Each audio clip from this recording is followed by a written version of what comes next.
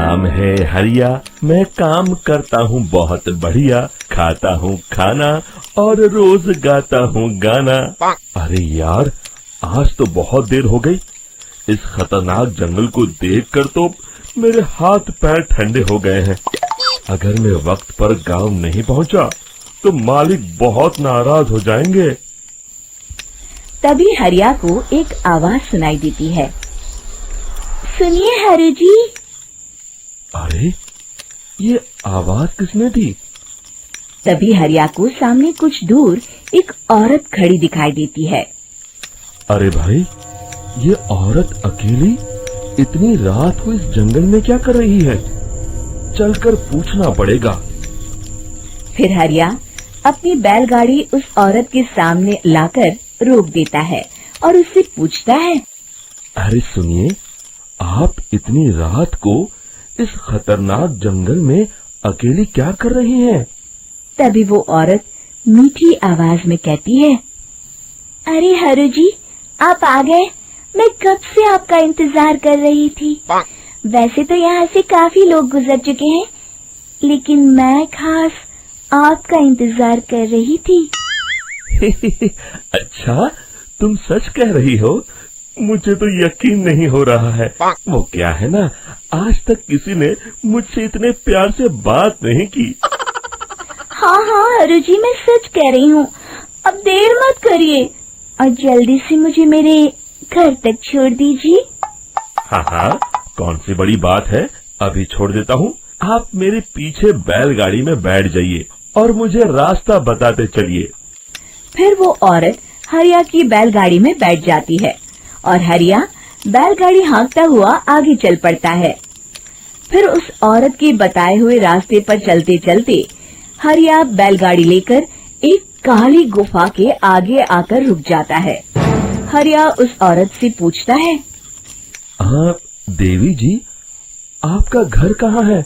यहाँ तो एक गुफा के अलावा और कुछ नहीं है। तभी अचानक वो औरत हवा में उड़ने लगती है।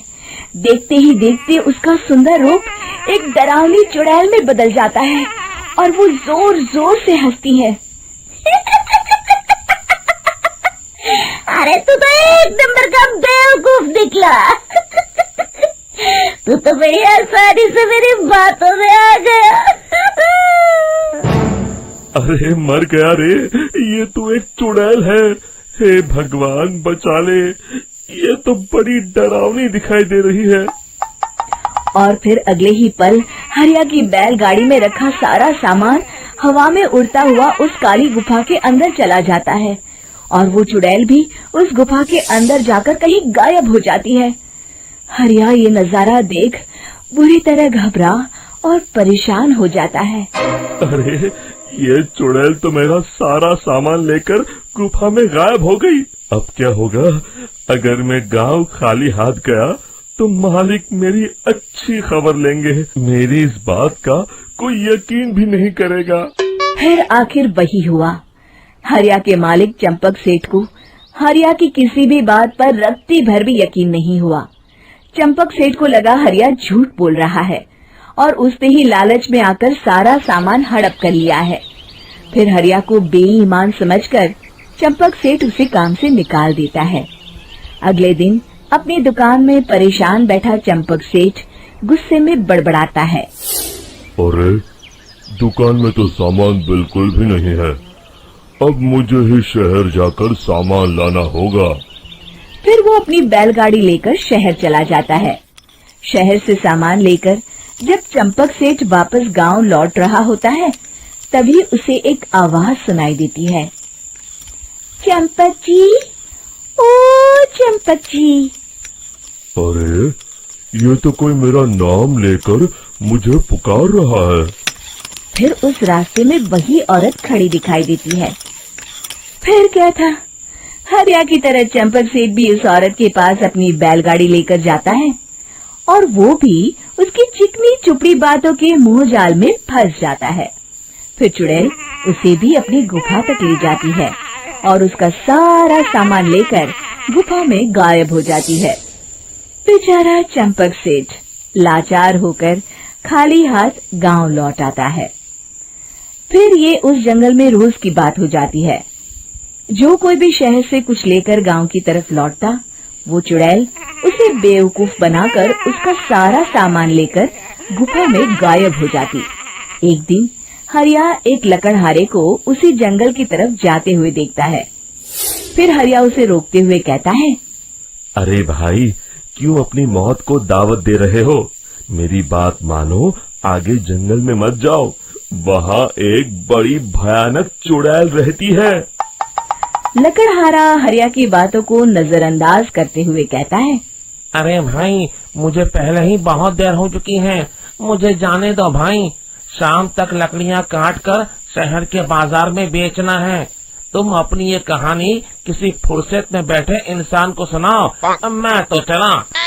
इतना कहकर लकड़हारा वहाँ से आगे जंगल की तरफ चला जाता है। फिर अगले दिन गांव के मुखिया के घर के बाहर बहुत सारे लोग जमा हो जाते हैं।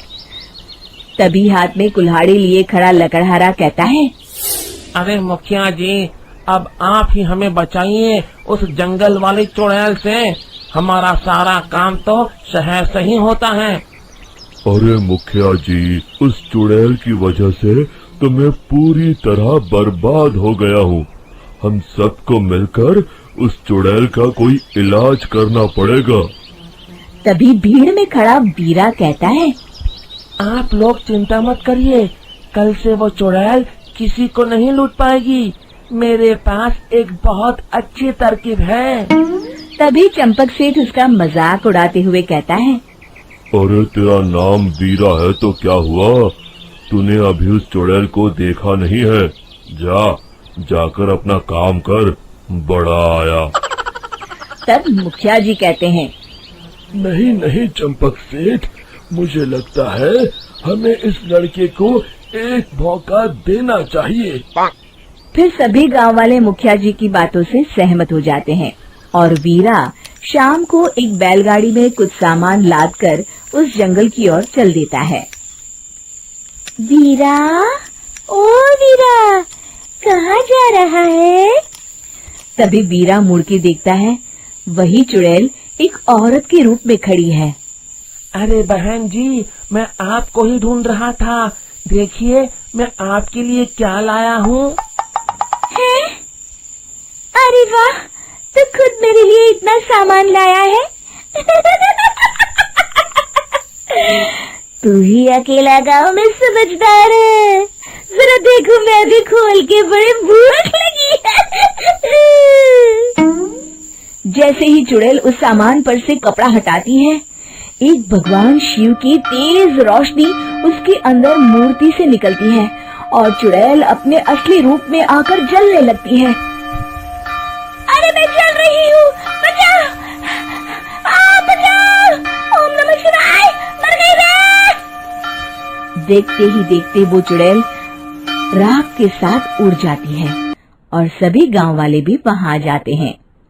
शिक्षा बुराई पे सदा अच्छाई की ही जीत होती है।